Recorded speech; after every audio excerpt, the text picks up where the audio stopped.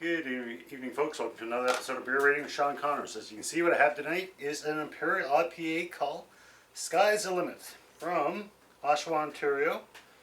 All or Nothing Brew House. Limited release.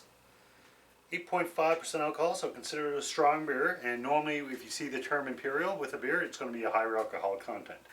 I believe the first time Imperial was used was stouts being exported to Russia from England, and basically I think the Russian Tsar at the time had a craving for the stouts, and in order to survive the journey, I believe, I could be wrong, I think they increased alcohol content and they call it Imperial.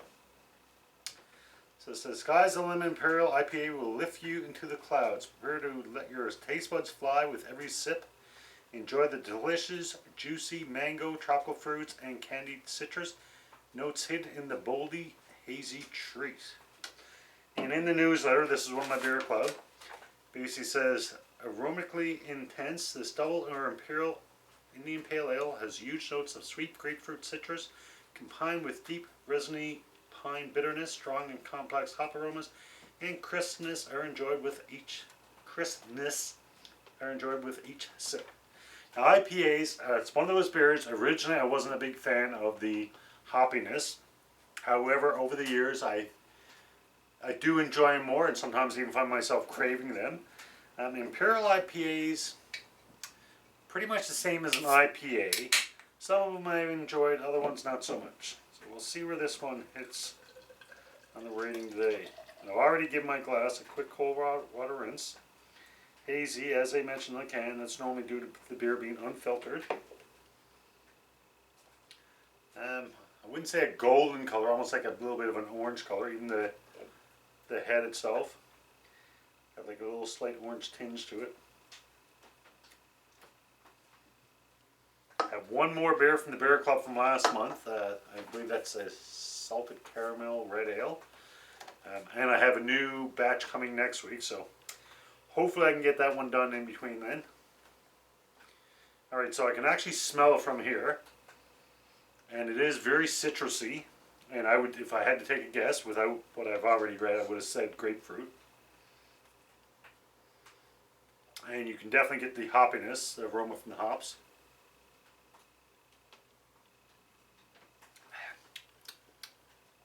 Anytime you're drinking a beer with a substantial head, and specifically my experience has been with stouts, make sure if you've never had before, you're having a sip, try to take a big enough sip that you go beyond the head. And from my experience, and many others I've talked to, a lot of people say they don't like Guinness. They find it, too heavy, too strong. But a lot of times they're only taking a sip, and they're tasting the head only. So you got to make sure you get past that to get a real inking for what the beer is, a real taste for what the beer is. And this one is definitely citrusy.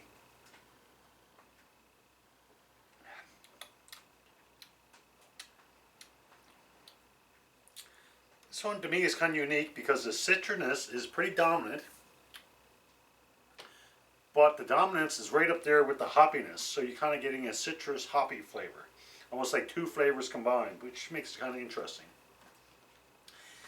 And I've said before, I'm not a liquor drinker.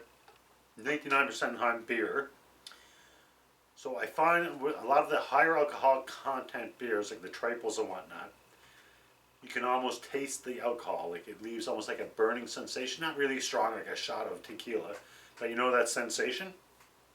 I'm actually getting that hint of that with this, which I was quite surprised at. I suppose 8.5, could go either way. So, alright, so rating wise, my ratings are always out of a 5. If one's a drain pour, don't like it, can't finish it, I'm literally going to pour it down the drain. A 2 is, yeah, I'm not a big fan, but I don't want to waste my beer, so I'll finish it. 3 is a good beer, a 4 is a very good beer, and a 5 would be the best beer I've ever had. And offhand, I'm thinking this one pretty well 3.0. I'm thinking, it's a decent beer. I'm enjoying it, but it's not something I'd ever, go out of my way for. I don't think.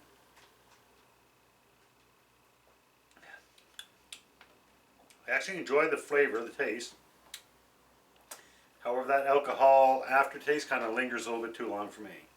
So with that being said, I think I'm going to stick with my 3.0, which means it's a good beer. If you get a chance, pick it up. If you like IPAs or double IPAs or imperial IPAs, by all means, pick it up and let me know what you think. So you go, folks, for Sky's the Limit, Imperial IPA from All or Nothing Brewhouse 3.0. Hopefully you can join me next couple of days. We'll hit that red or salted caramel red ale. Till next beer, as always, enjoy responsibly. Cheers.